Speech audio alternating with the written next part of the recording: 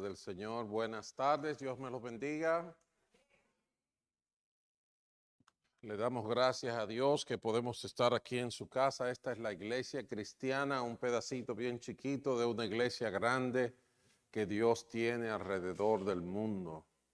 Hemos creído que Jesús se ha manifestado, Dios se ha manifestado al mundo a través de su Hijo Jesucristo, y Jesús nos ha dejado su palabra y su Santo Espíritu para que tengamos luz y fuerzas y vivamos una vida en comunión con Dios. Amén.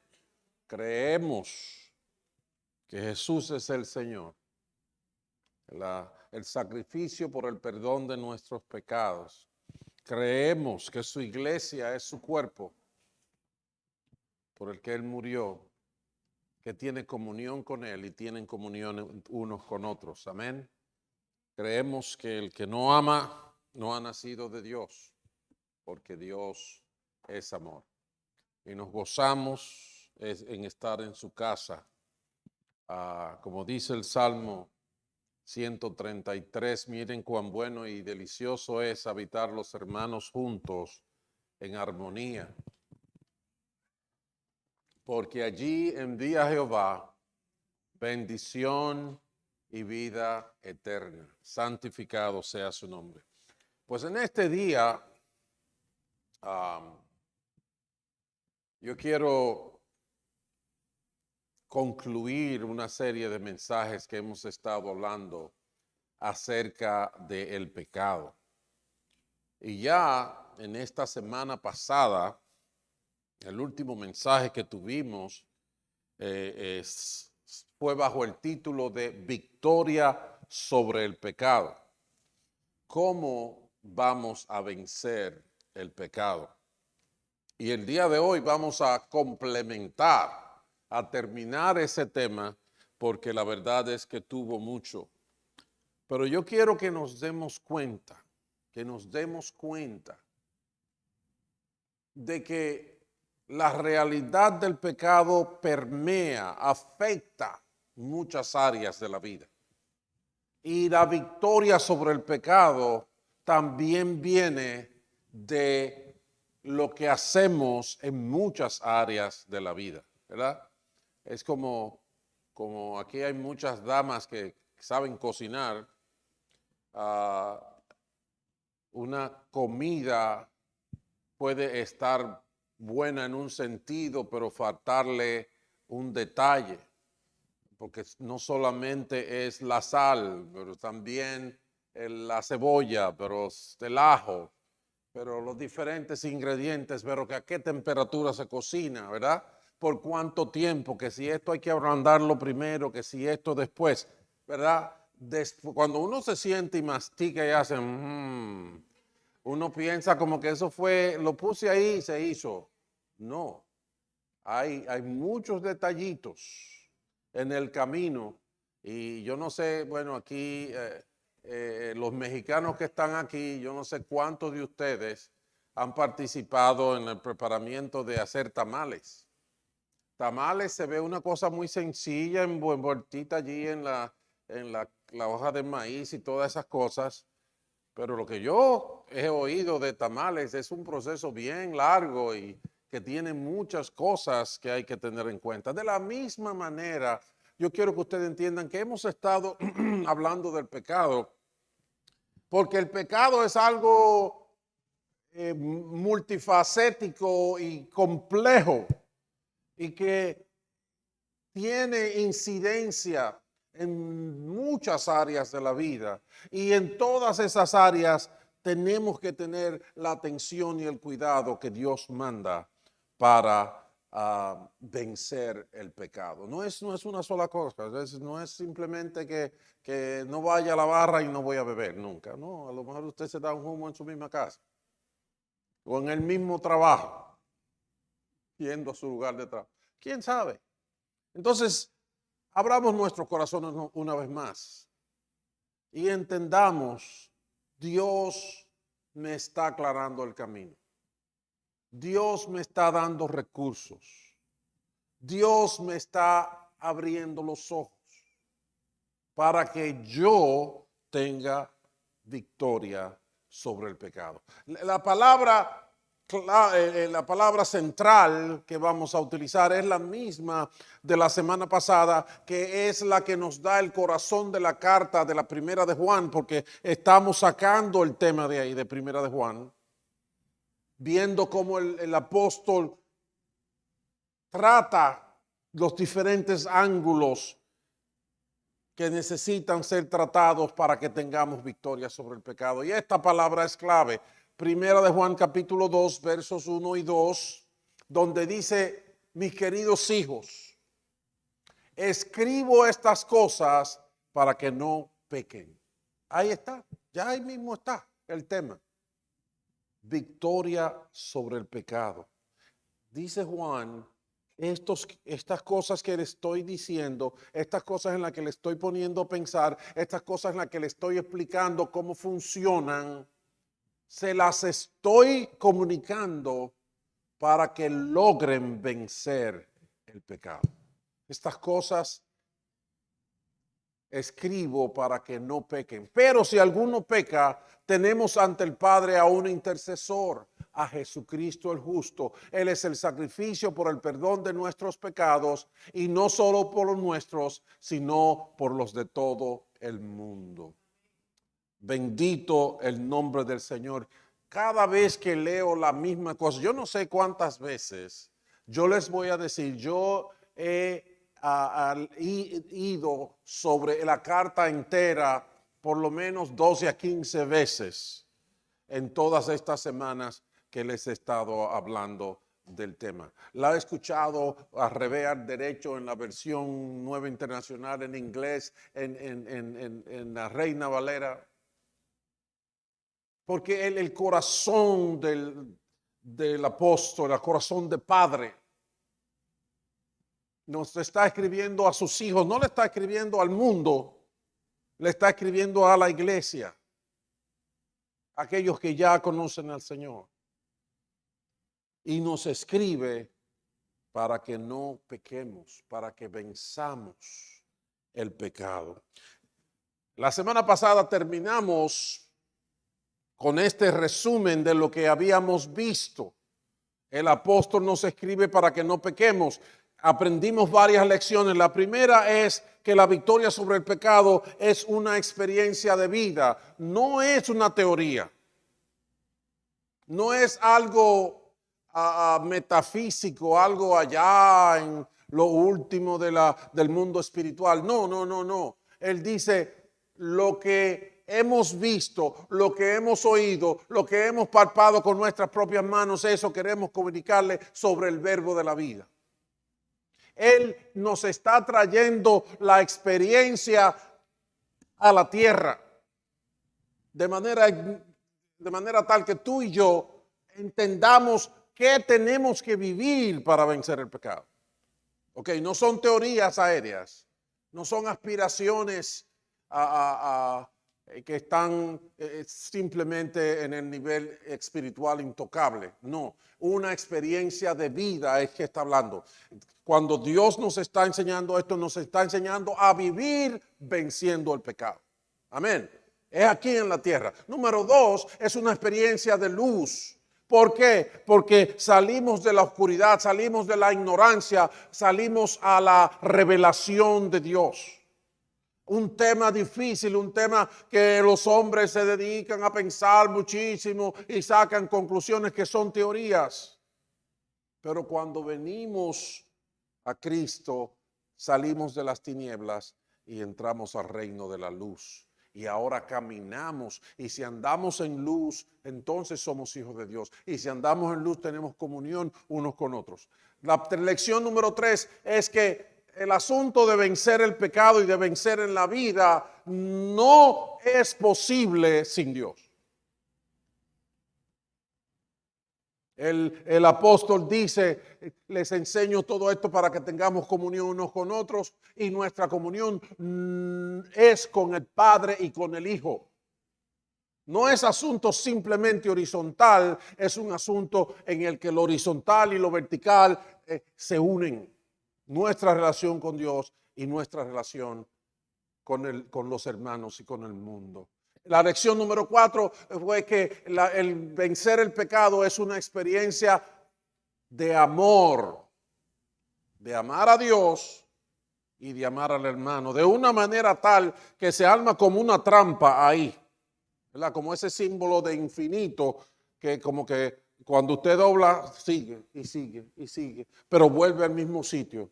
El amor a Dios es amar a los hermanos. El amor a Dios es guardar su mandamiento. El que no ama a su hermano no ama a Dios. Ahí. Lo ama a Dios y ama al hermano y vuelve y cae en el mismo sitio. Y no se puede sin uno. Dice, el que dice que ama a Dios y no ama a su hermano es mentiroso. Así habla el apóstol. Entonces, ¿cómo no nos va a dominar el pecado si a mí no me importa lo que le pase al otro? ¿Cómo no me va a vencer el pecado? Eso es lo que el apóstol está procurando que entendamos. Que no lo pongamos como una teoría, tú sabes, de física cuántica. Que yo no sé con qué se come eso. Si con sal o con azúcar. ¿Verdad? Si se cocina con carbón o en el microondas o si se hierve o se fríe. El amor llega a un nivel práctico y Dios nos enseña lo que es amar. Y aprendimos que Dios amó al mundo y ¿qué pasó? Y envió a su Hijo. Entregó una ofrenda para nosotros. Ese es el modelo de lo que es amar al hermano. Entonces tenemos que una respuesta clara de qué es amar al otro. Amar al otro es tomar la iniciativa, ofrendar de mí mismo para el beneficio del otro. Eso es el modelo del amor en esta carta. ¿Amén? Entonces, claro que yo no quiero que entremos en todos estos diferentes aspectos que todos dependen de una base. Y la base es que la victoria sobre el pecado es consecuencia de la obra de Jesucristo en la cruz. Sin Jesucristo en la cruz, todo esto es pura palabrería. ¿Entiende eso? Todo eso se puede hablar partiendo de que el Cordero de Dios que quita el pecado del mundo se ofreció en la cruz como el sacrificio perfecto para el perdón de nuestros pecados. Si eso no existe, el resto está perdido. El resto, como digo yo, es palabra vacía. Entonces, el apóstol nos habla de esos dos alineamientos, de lo vertical hacia Dios, de lo horizontal hacia los demás. También nos habla de que la experiencia es natural y la experiencia es también espiritual. Y en ese sentido, Él nos ayuda a visualizar diferentes aspectos de ambas naturalezas, de modo que podamos administrarnos a nosotros mismos, aferrándonos a la fe del Hijo de Dios y procurando la guía de su palabra y el poder de su Espíritu Santo. ¿Ve cómo son tantas cosas? La sal, la cebolla, el cilantrico, que ahora se hierve, que ahora se saltea, el orégano, que todo. El resumen anterior nos confirma que con Dios se llega a tener una experiencia de fe que llega a ser palpable. Es una experiencia de luz porque hemos salido de las tinieblas. Es una experiencia que trae un encuentro con Dios, una relación directa con la Trinidad y finalmente es una experiencia de amor a Dios y los hermanos. La victoria sobre el pecado depende de nuestra fe en la obra de Cristo que nos trae vivencias. Jesucristo hace su obra, hizo su obra en la cruz. Y no estamos aquí diciendo, oh sí, Él hizo su obra en la cruz. Cuando llegue al cielo me voy a dar cuenta. No. Su obra en la cruz nos da vivencias en el tiempo ahora. en la realidad que nosotros vivimos. Las vivencias nos ayudan en el plano de la vida que vivimos. Hay expresiones que nos ayudan a ubicarnos en la realidad. Por ejemplo, fíjense estas vivencias que se mencionan en la carta. En el capítulo 2, verso 3 dice, sabemos que hemos llegado a conocer a Dios si obedecemos sus mandamientos. Ahí está interesante, porque te ayuda a darte cuenta si conoces a Dios o si conoces a pastor. Pastor es un tipo, ¿verdad?, simpático, buena gente, pero cualquier gripecita lo tumba, ¿verdad? Y un dolor de muela lo mata.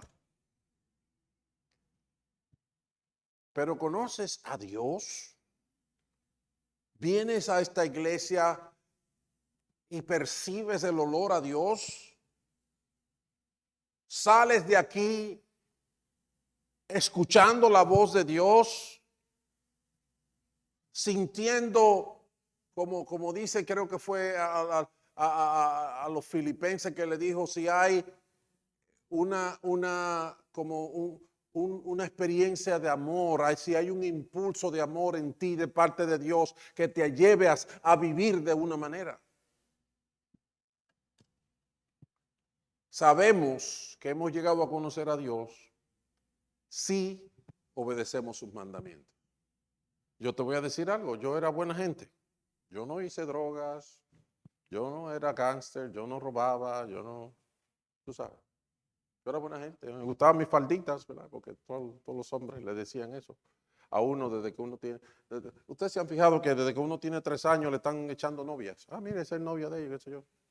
Le nublan la mente a uno con cosas que no deben. So, cuando a mí me dijeron que yo necesitaba arrepentirme, yo dije, ¿arrepentirme de qué? Yo no robo, yo no mato, yo ni siquiera bebo ni fumo, a mí no me gustaba la bebida, ni yo jugaba en casinos ni nada de esas cosas. ¿Cómo yo sabía que amaba a Dios? Mis padres me enseñaron a respetar a Dios. En mi casa, yo vivía con mi abuela en un tiempo y había una Biblia. Por lo menos una yo sabía que había. Porque estaba ahí en medio de la sala, abierta. En uno de los salmos, no me acuerdo si era el 91, el 121, no me acuerdo cuál era, el 23. Yo sé que esas páginas, usted podía saber cuál era porque usted la puede cerrar y cuando la abre, la que está manchada, esa es. La que tiene un color diferente, ahí es, ahí que se abre. Ahí que se abre. Y yo recuerdo que una vez le pregunté a mi abuela, abuela, ¿por qué tenemos esa Biblia ahí abierta? Yo no sé si ella quiso darme una respuesta de niño, inquieto, pero él me dijo, eso es para que los ladrones no entren aquí.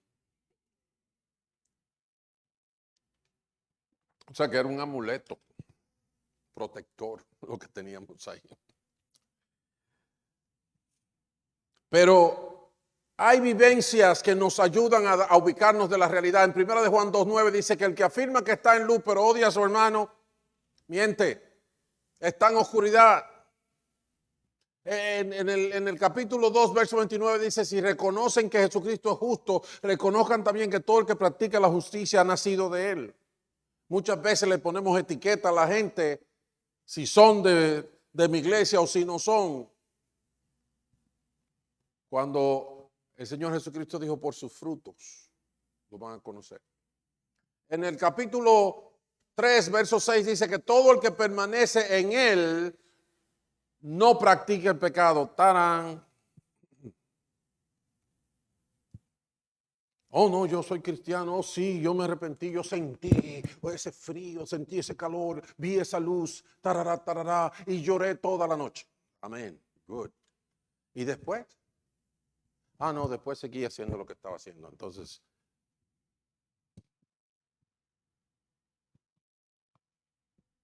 le diste una mordidita a la gracia y ahí mismo la dejaste. Dice la palabra que el que practica el pecado, el que tiene el pecado como hábito, no el que se equivocó hoy, no el que falló ayer, no el que falló que fallará dentro de un mes, no, el que vive, el que tiene como hábito esa forma de vida. No importa cuánto ha sentido. Porque cualquiera siente la presencia de Dios. Yo me acuerdo cuando el pueblo de Israel quería que Dios viniera y les hablara. Le dijo a Moisés, dile a Dios que hable nosotros directamente. Todo el mundo oyó la voz de Dios, porque cuando venía el Señor, las montañas temblaban y crujían. Brum, pam, pam, pam. Ellos dijeron, güey, espérate, papá, que te hable a ti. Oh, sí, cualquiera puede oír la voz de Dios. Nada más tiene que esperar que venga una tormenta o un tornado para que oiga la voz de Dios. Sí, todos podemos oírla. El asunto es si vamos a sobrevivir cuando la escuchemos. Ven como todas estas vivencias están ahí que nos ayudan a estar claros de lo que es bueno, de lo que es santo, de lo que es justo, de lo que conviene, de lo que no conviene. Esa carta, Juan le dice todo esto y le insiste en el medio y les dice, mis niños, les he escrito esto, ¿para qué? Para que no pequen. Oh, yo tengo gente hasta que han venido en esta iglesia que somos amigos y nos queremos y todo, pero dicen, no, somos pecadores y vamos a seguir pecando siempre. O sea, como quien dice, no me juzgue, no piense nada, no me esté evaluando, yo no me voy a evaluar. Como decíamos cuando jugábamos a la bolita en el asunto, a lo que agarre mi bon. No hay regla. Si picó, picó, si no picó, bien está también. ¿Entienden eso? No, no es así. No es así. Hay vivencias que nos aclaran si estamos caminando bien, si estamos venciendo el pecado, si estamos preparados para eso o qué tipo de otra vida. El apóstol les resume algunas cosas como para que ellos se asienten y vean lo que ya han conseguido, lo que ya han logrado, y les dice, les escribo a ustedes, queridos hijos, porque sus pecados han sido perdonados por el nombre de Cristo. Aleluya. Esa es la verdad para que nosotros tengamos fe. ¿Ok? Les escribo a ustedes, padres, porque han conocido al que desde el principio, sí, ya nos los ha estado explicando, que es para vencer el pecado tenemos que tener un encuentro con Dios, tenemos que tener comunión con Dios, tenemos que conocer a Dios. No, yo no puedo venir aquí a parecerme a decir, no, yo soy el Matrix, ¿sabes? Me tiran las balas y yo me agacho y la bala no me toca. No, hay que conocer a Dios. Para tener victoria en la vida, hay que conocer a Dios. Les escribo a ustedes, jóvenes, porque han vencido el maligno. Ahora está hablando de pleito. Hay una batalla, hay un pleito, hay un enemigo personal. El diablo, el maligno. Pero cuando vinimos a Cristo, ahí se nos otorgó la victoria. Porque Jesús venció en la cruz del Calvario. Les he escrito a ustedes, hijos, porque han conocido al Padre. Les he escrito a ustedes, padres, porque han conocido al que es desde el principio. Les he escrito a ustedes, jóvenes, porque son fuertes. La palabra de Dios permanece en ustedes y por eso han vencido al maligno. Ve, el apóstol nos da ánimo y nos hace ver, como lo que llaman los americanos los milestones, esas marcas que han quedado en el camino de las conquistas que Dios nos ha dado en Cristo Jesús. Amén. Ok. Entonces, este resumen que él hace es tratando de comunicarnos ¿qué? Mis queridos hijos, les escribo estas cosas para que no pequen. De eso que estamos hablando. Ustedes ven, yo estoy hablando muchísimos diferentes aspectos y diferentes cosas que él menciona, pero él dice, les escribo estas cosas para que no pequen, para que venzan el pecado. Es importante que no nos desubiquemos, Porque la victoria sobre el pecado no es simplemente una realidad concerniente a la ética social en la vida. No es simplemente un enfoque de la conducta del individuo, es un concepto que trasciende a múltiples realidades que solo ocurren en el contexto de la vida espiritual en Cristo. Bendito el nombre del Señor. Entonces, nos ha dado todo esto para que sepamos cómo vencer el pecado. La experiencia de vida, la experiencia de luz, el conocimiento de Dios, el amor a Dios y al hermano prácticamente. Pero entonces, de repente, Él introduce un concepto que ya lo vemos aquí y es el pleito. Tenemos enemigos y hay dos enemigos principales que se mencionan. Hay un tercero que se menciona, que no voy a entrar en detalle con esto porque está hablando de los anticristos, el espíritu del anticristo, pero no me voy a meter ahí. Pero hay dos enemigos significativos que son importantes en el tema de la vida diaria. Y número uno, al primero se le llama el maligno. En los versos 13 y 14 del capítulo 2, dice: les escribo a ustedes, padres, porque han conocido al que es desde el principio, porque han vencido al maligno. Porque han vencido al maligno. En el verso 14, les escribo a ustedes, jóvenes, porque son fuertes, la palabra de Dios permanece en ustedes, y han vencido al maligno. Nos hicimos amigos de Dios, nos hicimos hijos de Dios, automáticamente somos enemigos del malo. Desde el principio el maligno ha buscado interferir en la relación del hombre con Dios y ha logrado hacer mucho daño. Cuando el Señor Jesucristo hace una referencia al malo en Juan capítulo 10, ¿sabe cómo lo describe? Lo describe como un ladrón y dice que el ladrón no viene sino para robar, matar y destruir. Entonces, aunque nosotros entremos con el malo en un negocio que parezca atractivo, lucrativo y aún sabroso, espera que al doblar la curvita te va a matar, te va a destruir, te va a robar lo que tienes. Vas a perder. Es pérdida, es pérdida. ¿Recuerdan lo que pasó con Eva? El diablo vino muy, muy dulce, muy tierno, muy, muy amigable. Con que Dios dijo tal cosa, como que dije que no sé bien, aclárame esto, niña.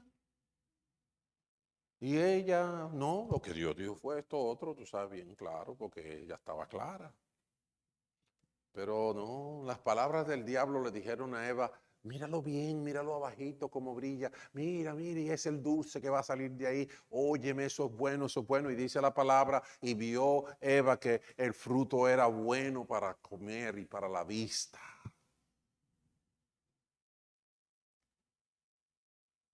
Y yo he escrito una cita que a veces pongo en los medios sociales diciendo: no importa la apariencia que tenga, lo que viene del diablo al final es un desafío contra Dios. El pecado puede lucir muy bonito y muy atractivo, pero últimamente siempre es un desafío a Dios.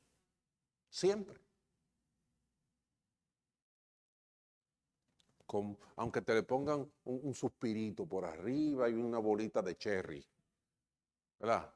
Siempre termina siendo un desafío a Dios. Entonces, ¿cuál es el consejo de Dios para vencer al malo? Bueno, Una cosa que no podemos olvidar antes de meterme en tecnicalidades es que Jesucristo el justo es el sacrificio por el perdón de nuestros pecados y no solo por los nuestros, sino por los de todo el mundo. Esa es la base de todo y vamos a hablar encima de eso, pero no podemos olvidarnos que esa es la base. No hay perdón de pecados sin la obra de Cristo en la cruz. No inventemos. No, que yo aprendí esta oración, no, que yo aprendí griego y hebreo, no, que yo predico, no, que yo canto, no, que yo bailo. No. Hay un fundamento que en un momento en la Biblia dice, mira, si no da fruto en tu vida, por lo menos te vas a salvar, aunque sea como por fuego, ¿verdad? Porque el fundamento estará puesto. ¿Y cuál es el fundamento? Jesucristo. Amén. Nada de lo que estamos hablando sustituye a Jesucristo. Es porque Jesucristo hizo esto, tenemos esta oportunidad de vida. Amén. Entonces, ¿cuál es la oportunidad que tenemos? ¿Cómo vencemos al maligno? Aquí hay una palabra que Juan visitó a su compadre Pedro. Y en su primera carta, Pedro dice, humíllense pues bajo la poderosa mano de Dios para que Él los exalte a su debido tiempo. Depositen en Él toda ansiedad porque Él cuida de ustedes. Practiquen el dominio propio y manténganse alerta. Su enemigo, el diablo, ronda como león rugiente buscando a quien devorar. Resístanlo, manteniéndose firmes en la fe, sabiendo que los creyentes en todo el mundo soportan la misma clase de sufrimiento. Miren, sobre la lucha con las tinieblas se ha hablado y se ha escrito mucho, mucho. Yo tengo libros de ese tamaño así, de guerra espiritual y de cuantas cosas. Pero le voy a decir algo. La palabra directa, clara y segura es la Biblia. Y en la palabra, lo que yo he visto para vencer el malo directamente, principalmente, tiene que ver con esta palabra que una cosa muy parecida dice Santiago. Y lo primero que dice es, humíllense bajo la poderosa mano de Dios. Nosotros tenemos un problema. Sentimos el amor de Dios, lo saboreamos y es delicioso. Pero le damos una mordida y nos vamos por ahí y lo dejamos todo ahí. Para seguir viviendo la misma vida que llevamos.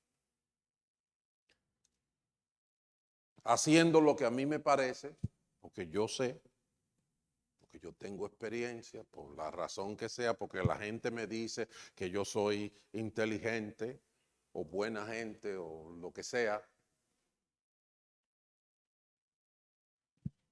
Y hay un problema serio, y es que no nos sometemos a Dios.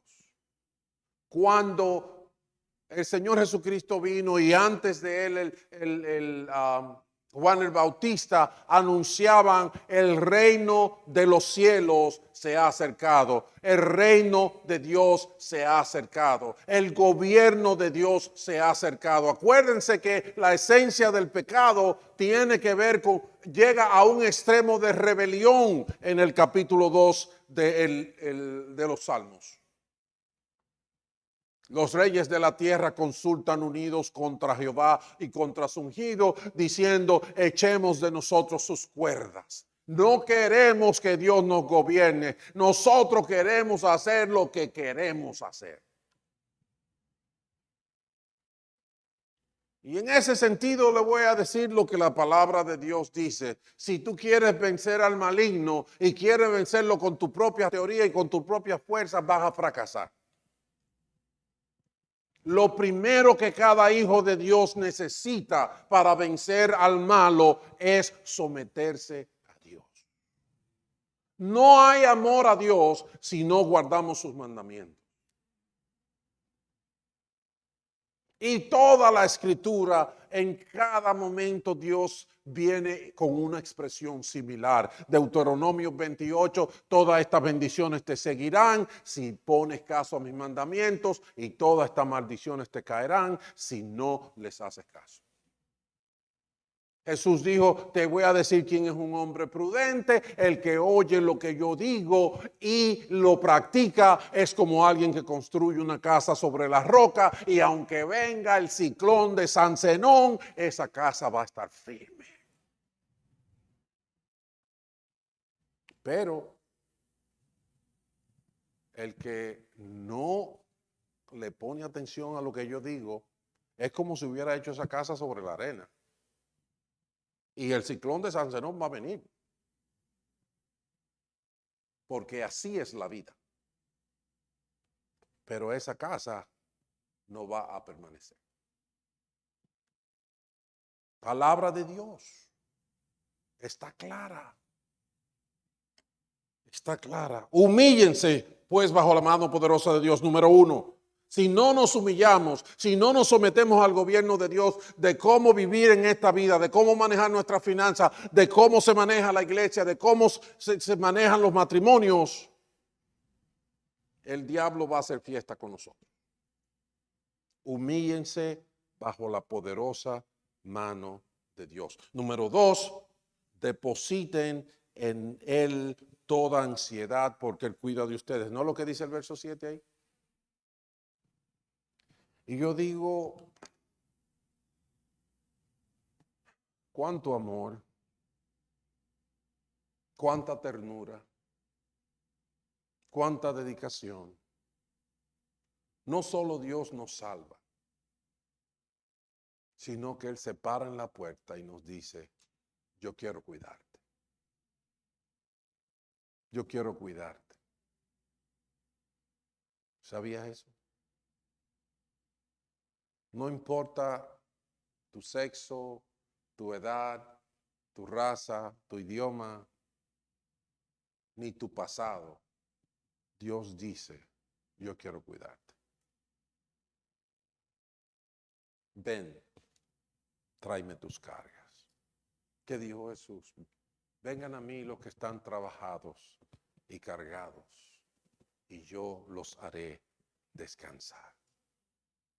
Mi yugo es fácil, ligera es mi carga. Amén. Entonces, Dios quiere cuidarte. Tenemos lucha contra el pecado. Oh, yo te puedo decir eso, yo tengo experiencia. Porque yo peleo con Pablo cuando él dice que Dios vino a salvar a los pecadores, de los cuales es el primero. Yo digo, ahí vamos a pelear entre tú y yo, a ver cuál de los dos más malo. Pero Dios quiere salvarnos y Dios quiere cuidarnos. Aquel que comenzó en ustedes la buena obra, la va a perfeccionar hasta el día de Jesucristo. Humíllense, depositen sus cargas, número 2. Así es que se vence al diablo. Número 3, dice el verso 8, practiquen el dominio propio y manténganse alerta. Tochiva. No, porque tú sabes lo que pasa. Yo ayudo a una persona que vivía en la calle y he participado en su vida para que consiga casa, Le he dado estudios bíblicos cuando tenía casa y después cuando se va para otro sitio y a cada rato lo ayudo con esto, con aquello. Usted lo conoce. Pero en días pasados, él me dijo abiertamente una cosa. Ya es una persona bien adulta, pero me dijo que él fuma hierba. Él dice, yo no tengo nada que hacer, él quisiera llamarme a todas las horas y que yo le hable. para tener alguien con quien hablar, porque su vida no tiene propósito, no tiene nada. Entonces, ¿sabe lo que hacen para resolver ese problema? Fumar hierba. Porque usted sabe lo que hace la hierba. La hierba le borra los sentidos para que no se dé cuenta ni cómo pasa el tiempo, ni qué le duele, ni qué le hiede. Es como estar muerto en vida. Y habemos mucha gente que en Cristo queremos vivir así, con un toque de hierba. Esto es sin la sobriedad con que se necesita enfrentar a la vida para mantener un matrimonio, para criar unos hijos, para mantener un trabajo, para vivir en una sociedad que está vuelta loca y sin idea y cada vez con menos sentido sobre la realidad. Entonces queremos meternos una hierba para que, bueno, que si ese se va a estrellar, que se estralle, si ese camión va a chocar, que choque, pero yo no quiero saber nada de eso. Estoy anestesiado. Pero Dios dice, en otros momentos el apóstol Pablo dice, no se embriaguen con vino, ¿recuerda eso? Si no sean llenos del Espíritu Santo, ¿por qué? Porque el vino te nubla los sentidos, no te deja sentir la realidad, pero el Espíritu Santo sí te da la verdad. Y aquí dice que para nuestra victoria con el diablo es una victoria de sobriedad. No es de mucha emoción y de mucho pataleo y de mucho brinco y de mucha bulla. Tenemos que ser sobrios. No estoy diciendo que no nos podemos gozar, que no nos podemos danzar, que no, sí, todo eso está bien en Cristo. Sí, lo que estoy diciendo es que no podemos meternos hierba para tapar nuestro sentido y no darnos cuenta de lo que es la realidad de la vida. De que estamos insistiendo con una misma cosa todo el tiempo y no tenemos resultados. Y que Dios nos dice que hagamos esto, que oremos, que estudiemos la palabra, que prediquemos, que amemos al prójimo. Y nada, no, es que estoy muy ocupado, que el trabajo, que la cosa, que esto, que lo otro. Y no hay sobriedad. No hay dominio propio. Y cuando nosotros jugamos estos jueguitos, el diablo nos da duro. Nos da duro. Ay, ahí estamos llorando y esto, y le echamos la culpa, hasta a Dios se le echamos la culpa de vez en cuando. ¿Cómo que el Señor permite esto? Bueno, ¿cómo te lo buscaste? Victoria sobre el pecado, hay que vencer el maligno, comienza con humillación bajo la poderosa mano de Dios. Vamos donde Dios a darnos tratamiento, un masajito, una cosa. Que nos arregle las uñas, que las cosas, vamos donde Dios, que Él cuide de nosotros, echemos nuestra ansiedad sobre Él, practiquen el dominio propio y manténgase alerta. Mantenerse alerta no es mantenerse pegado en Facebook, eso no es alerta. Facebook es más confusión que información. Mantenerse alerta es estar en oración, mantenerse alerta es ver lo que enseña la palabra, mantenerse alerta es irle a predicar el evangelio a los que tienen necesidad y enterándote de cuáles son sus necesidades. Eso es mantenerse alerta.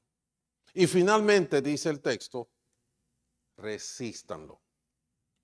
Saben, nosotros hemos estudiado muchas cosas de lucha espiritual y qué sé yo qué, y encontramos la estrategia del ataque y la cosa, y cómo vamos a atacar y vamos a derribar estas paredes y vamos a hacer esta cosa y esta otra cosa.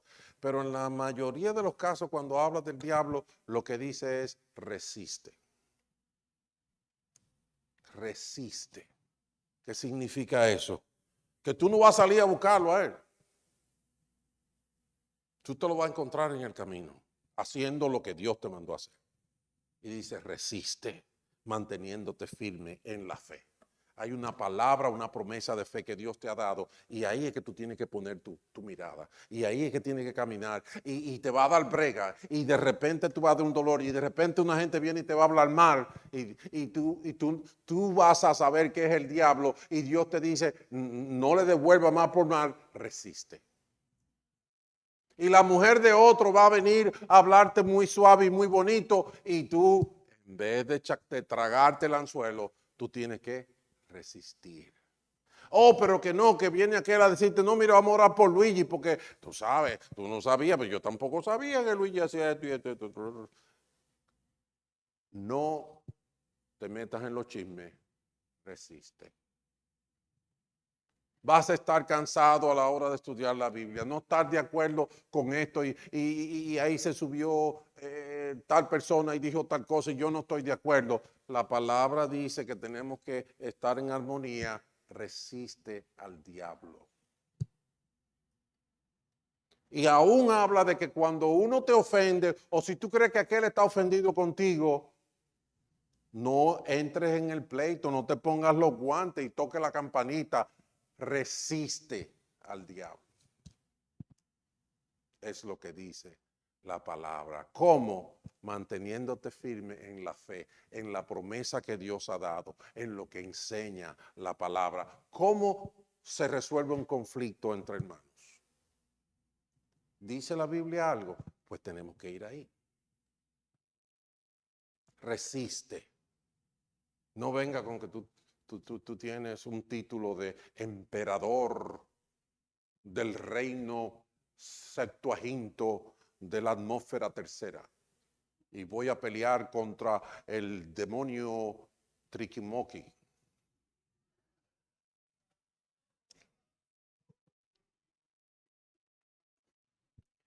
Yo creo que estoy hablando como en Navajo. Ese nuevo, sí, ese es un demonio nuevo que salió los otros días. Lo tiró una marca de esa de ropa, la Nike. Ay, Señor mío, misericordia. Muchos nos emocionamos ante la revelación de Dios. Hoy estaba hablando con la gente que se van a bautizar el 21 de agosto y estábamos hablando, una de las cosas que yo le dije, porque estamos hablando de que uno se bautiza para una nueva vida y estamos hablando de los detalles de la nueva vida que Dios nos da. Y una de las cosas que yo les dije al grupo fue, ¿saben? Una de las cosas más maravillosas de esa nueva vida es el gozo, es la satisfacción de conocer al Creador que nos hizo. Es el gozo de una comunión con Dios. Es el gozo de ponerle la mano a las cosas del cielo. Es que Dios se manifiesta en nuestras vidas y nos sorprende y nos bendice y caminamos sabiendo en quién hemos creído. Porque Dios es real y la fe, dice la palabra de Dios, hace concreto lo que no se ve. O sea, comienza que tú no la ves. Tú no la ves, pero llega el momento en que le puedes poner la mano. Porque se hace palpable. Dios le hizo una promesa a Abraham. Le hizo una promesa al pueblo de Israel. Y un día ellos cruzaron el Jordán. Y ya, hasta antes del Jordán, ya habían pisado tierra de la que era de ellos. Y ahí entraron en la tierra que Dios les prometió. Amén. Entonces, mis hermanos, así se elimina, así que se pelea contra el maligno. Humíllese delante de Dios. Deje de estar privando de guapetón. Lo que nos toca es humillarnos, no delante del diablo, delante de Dios. Vamos donde Dios para que nos cuide. Especialmente los hombres, somos muy macho men. Y decimos, no, yo soy fuerte, yo puedo. No, déjense de eso.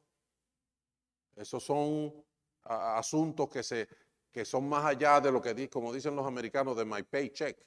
Tú sabes, son cosas más para allá de donde yo tengo autoridad o capacidad. Amén. Deposita en Dios tu ansiedad, practica el dominio propio. Este asunto no se puede cerrar los ojos y que ay, ay, ay, ay, ay. No, no, no. Dominio propio y alerta. Resistan. Cuando llegue la cosa, usted dice, creo en Jesucristo. Mi Señor me ama. En el nombre de Jesús. Por su palabra. Y dice que el que pone esa confianza en Dios, el diablo no lo toca.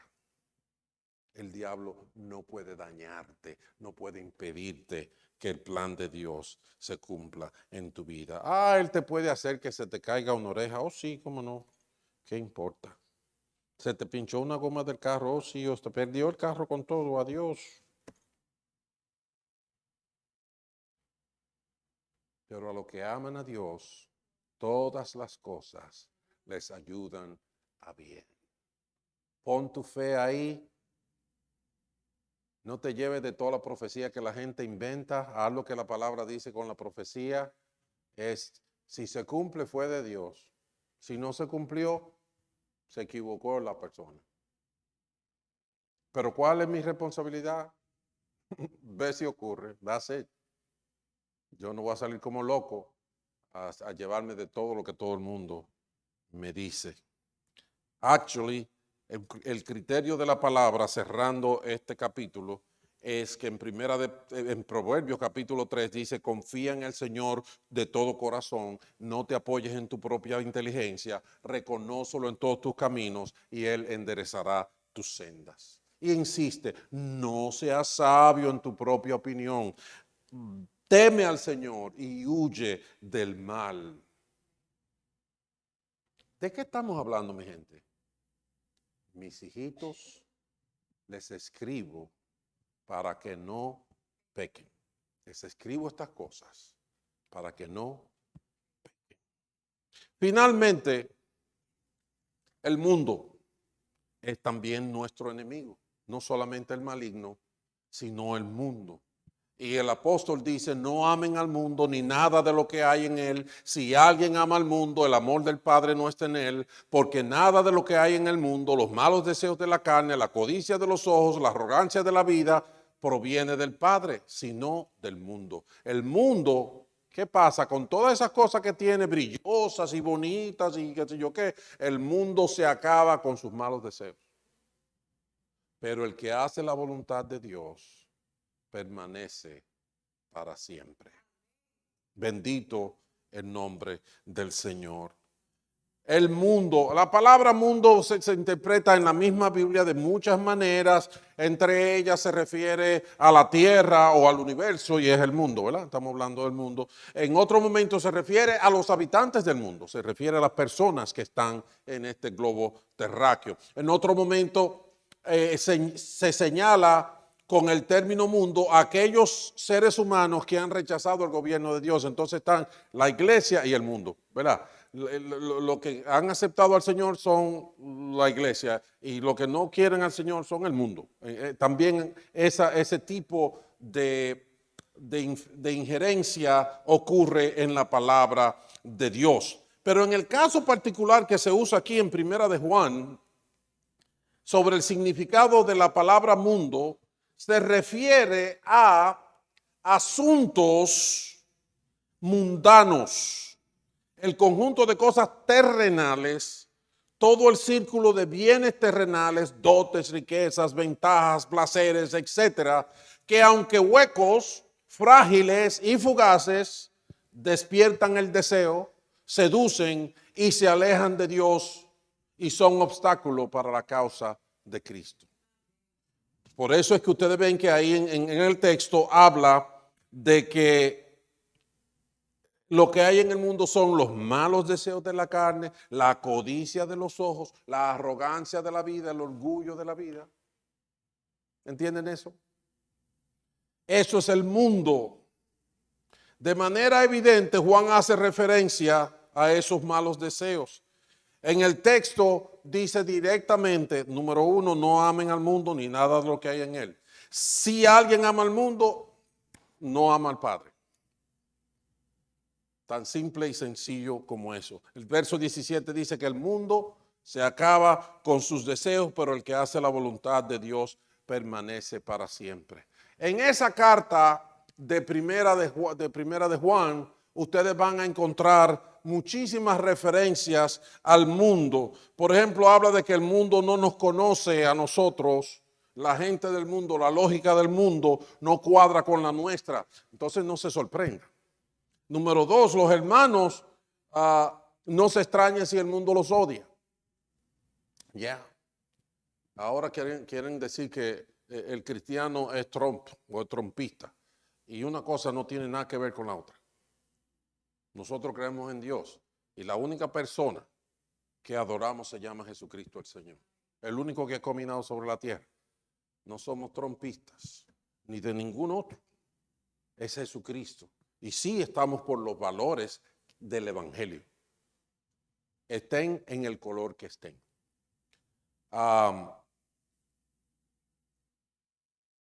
El que está en ustedes, y esto es importante que lo entendamos, porque en un momento usted puede ahogarse y querer salir huyendo, meterse en un cañón y prender la mecha, tú sabes, como para que te tire bien lejos. Pero la palabra dice Juan, ese que tuvo un encuentro con el verbo de Dios que se hizo carne, dice que el que está en ustedes es más poderoso que el que está en el mundo. ¿Oíste eso? ¿Oíste eso? Tienes que pararte. Quizás a algunos de nosotros no hace falta un ejercicio. Por la mañana, cuando nos cepillemos los dientes, haga un pare, limpie bien el espejo, mírese ahí y dígase, hey, el que está contigo es más grande. Amén. El que está contigo es más grande. Bendito el nombre del Señor. Nosotros hemos visto y damos testimonio que el Padre envió a su Hijo para ser el Salvador del mundo. La única opción que este mundo tiene se llama Jesucristo el Señor. Todo el que ha nacido de Dios vence al mundo. Pero pastor, yo no sé tanta Biblia como usted sabe. ¿Quién dijo que está diciendo que el que sabe tanta Biblia? Ahí está diciendo el que ha nacido de Dios vence al mundo. Todos los que somos hijos de Dios hemos nacido de Dios por creer en Jesucristo. Y Jesucristo lo hizo por nosotros. Bendito sea su nombre por siempre. Finalmente sabemos que somos hijos de Dios y que el mundo entero está bajo el control del maligno. Oh, sí, sabemos que hay un revolú allí terrible que no hay quien lo arregle porque está bajo el maligno. Entonces, hay mucho que decir sobre la dinámica del creyente en el mundo para caminar en victoria sobre el pecado, pero no debemos de dejarnos encantar del mundo. En el mundo el problema es que nosotros hacemos mucho, lo que aprendí aquí en Estados Unidos, mucho window shopping. ¿Saben lo que es window shopping? Es que no tengo un chele, no voy a comprar nada, pero me voy a ir y voy a ver todas las exhibiciones de productos que hay por ahí para que me dé una hambre de comprar, que desde que aparezca el primer dólar, mira, ahí mismo lo gasto. Eso se llama window shopping. Mira cómo están muertas las risas las mujeres principalmente aquí. Perdóneme, no tengo nada en contra de las mujeres, no puedo vivir sin ellas. Por eso me rodeé de mujeres. Tengo una esposa y 3 hijas hembras. ¿Verdad que sí? Y 2 nietas por ahí. Y ya. El problema es que no podemos hacer window shopping con el mundo. Porque nos vamos a antojar de las cosas del mundo y ahorita caemos en la trampa. El que ama al mundo no ama a Dios. Así que muerto el mundo, muerto el maligno, lo que tenemos que hacer, mis hermanos, es que ya nosotros hemos recibido una cosa de Dios, ya Dios se ha manifestado a nosotros, ya empezamos a aprender la palabra, ya empezamos a vivir una vida de discípulo. Lo que la palabra dice es que ahora párese ahí, manténgase ahí, no se salga de ahí. Mírenlo como lo dice, Permanezcan ustedes los que han oído desde el principio y así ustedes permanecerán también en el Hijo y el Hijo en el Padre. Es la promesa que nos dio la vida eterna. Estas cosas les escribo acerca de los que procuran engañarlos. En cuanto a ustedes, la unción que recibieron, ¿qué hace? Permanece en ustedes y no necesita que nadie le enseñe. Esa unción es verdadera, no es falsa. Eso es el Espíritu Santo. Y les enseña todas las cosas. ¿Qué hace? Permanezcan en Él. Y tal y como Él les enseñó. Y ahora, queridos hijos, ¿qué? Permanezcan en Él para que cuando se manifieste podamos presentarnos ante Él confiadamente, seguros de no ser avergonzados. ¿Qué es lo que tenemos que hacer? Todo lo que usted ha aprendido aquí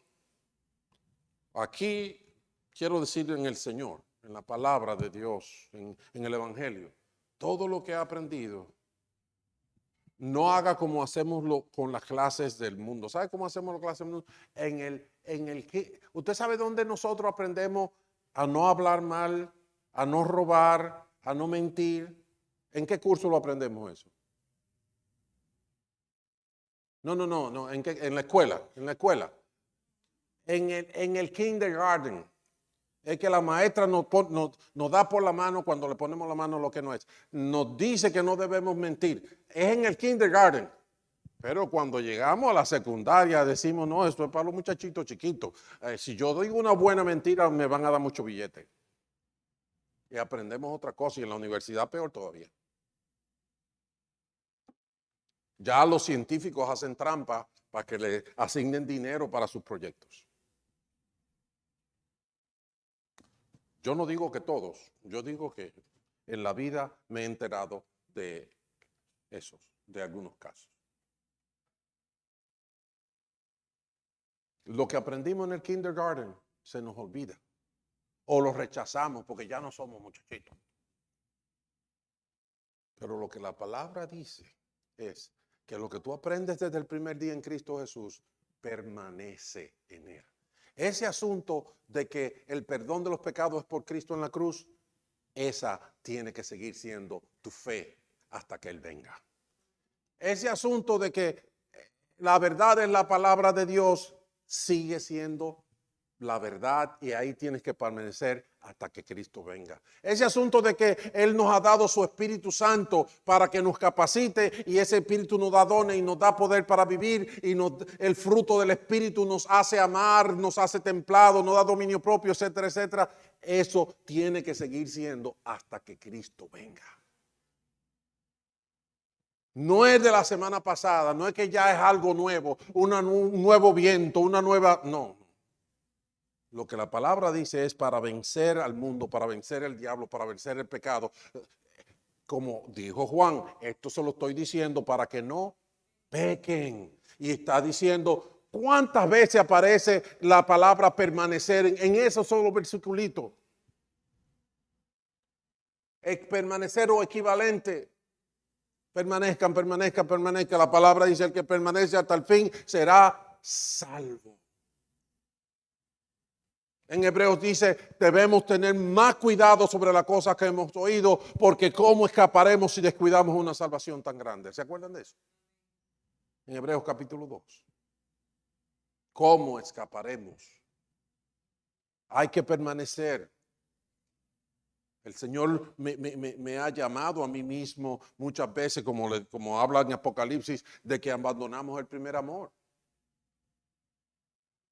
Ese tiempo en el que estar trancado en un cuarto con mi Biblia y una guitarra era como pasearme por el cielo. Él dice, eso era de kindergarten y eso es de ahora de la universidad y del posgrado y de la maestría y de cualquier otra cosa que sea. Permanece en lo que has aprendido. Permanece. No, pero que yo no voy a ir para la iglesia porque allá hace mucho calor. Permanece en lo que has aprendido. Oh, no, pero que yo no voy a seguir bregando con esa mujer porque esa mujer contrale tanto problema que le da a uno. El que no ama a su hermano, no ama a Dios. Permanece en lo que has aprendido. Permanece. Pero que hay que ser discípulo. Pero que hay que amar al prójimo. ¿Ustedes prefieren un pastor que venga aquí y le enseñe algo diferente? Que no es de Dios, pero es nuevo. Eso sí, que yo no sé a dónde van a parar. Ni el pastor tampoco.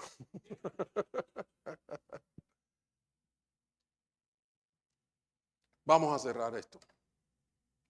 Mis queridos hermanos, yo les he hablado casi por 1 hora para que no pequen.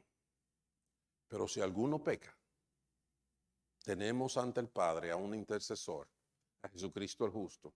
Él es el sacrificio por el perdón de nuestros pecados, y no solo por los nuestros, sino por los de todo el mundo. Vive tu vida en el poder de Dios, a la luz de su palabra, en el contexto de la iglesia. Permanece firme, resiste al diablo y él va a huir de ustedes. Vamos a estar de pie, vamos a orar. La gente de adoración puede ir subiendo. Santificado sea tu nombre, Señor. Tú eres bueno y tu palabra es verdad. Alumbra el entendimiento, destruye fortalezas de oscuridad, de confusión, argumentos vacíos, y nos da una promesa para creer, una promesa para esperanza, una promesa para vida. Nos ayuda a ver la realidad de nuestra vida diaria. Gracias, Señor. Completa tu obra en nosotros. Úsanos, manifiéstate, glorifícate. Te amamos y queremos que el señorío de Jesucristo sea una realidad, que te glorifique en este mundo a través de esta congregación. Te lo rogamos, oh Dios, en el nombre de Jesús.